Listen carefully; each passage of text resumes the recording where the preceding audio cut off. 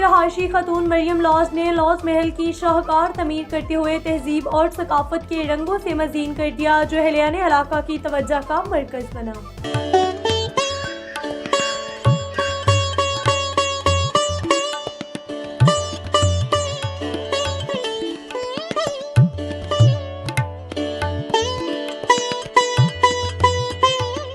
अपनी तहजीब व तमद्दुन और सकाफत से लगाव रखने के साथ आज के दौर में ज़ाती हैसियत में इस शौक को अमली जामिया पहनाना कोई आसान काम नहीं, मगर इसे सच कर दिखाया। एक बाहिम्मत खातून ने अपनी लगन और जिद्दोजहद के साथ मरियम लॉज ने लोगों में तहजीब और तमद्दुन और इलाकाई सकाफत को परवान चढ़ाने के लिए अमली तौर पर लॉज महल की बुनियाद रखी और इसे मुख्तलिफ नायाब चीज़ों से मज़ीन किया। लॉज महल की खूबसूरती और इसमें मौजूद हमा किस्म की सकाफती अशिया की बदौलत इस महल को मुनफरिद मुकाम हो चुका है। बड़ी तादाद में लोग सियाहत के लिए लॉज महल का रुख करते हैं, जो इस शाहकार फन तमीर पर रश्क करते दिखाई देते हैं। ये लॉज महल 30 केनाल रकबे पर मुश्तमिल है। इस महल की दीवारें 15 फीट ऊंची, जबकि दाखिली दरवाजा 2 हिस्सों और 4 मीनारों पर मुश्तमिल है, जो अपने अंदर जादुई कशिश समोए हुए हैं। खातून मरियम लॉज का कहना है कि मैंने लोगों की खास तौर पर अपने बच्चों में तहजीब और सकाफत से दूरी को महसूस किया और इसके फरोग की खातिर अमली कदम उठाने का अज़म किया। महल के 15 बैरूनी दरवाजे हैं, जिनकी खूबसूरती मिसाली है। किले नुमा महल की तमीर इतनी आसान नहीं थी। यही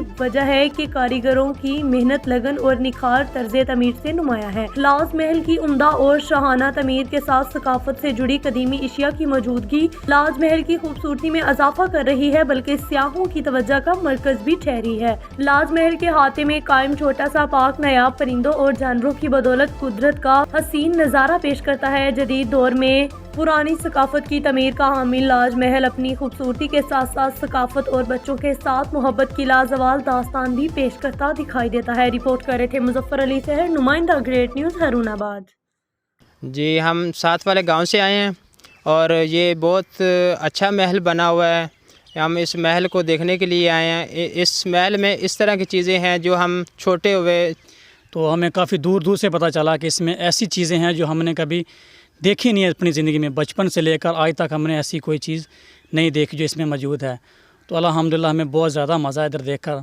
जी, हर चीज़ का कोई ना कोई मकसद होता है और जब आपका मकसद पॉजिटिव हो तो फिर अल्लाह मियाँ आपके लिए रास्ते आसान कर देता है। मैं 20 साल से एबटाबाद में राइश पज़ीर थी, लेकिन मैंने महसूस किया कि आस्ता आस्ता मेरे बच्चे अपनी वतन से, अपनी ज़मीन से, अपनी बुनियाद से, अपनी सकाफ़त से, अपने रिश्तों से, हर चीज़ से दूर हो रहे हैं। और ये चीज़ मेरे लिए बहुत अलार्मिंग सिचुएशन थी। और जब मैंने इस चीज़ को लेके इर्द गिर्द देखा तो जितने हम लोग मेरे जैसे लोग थे वो जितने भी लोग थे वो अपनी सकाफ़त को ऑन करने से हिचकिचा रहे थे। वो शर्मिंदगी महसूस करते थे अपनी सकाफ़त को अपनी ज़िंदगी में शामिल करने थे। तो फिर मैंने महसूस किया कि हमारे ज़िंदगी से वो घड़े, वो गढ़वंजियाँ, वो चलाने, वो चूल्हे, वो झरोके, वो अंगीठियाँ, ये चीज़ें सारी नापैद हो गई हैं।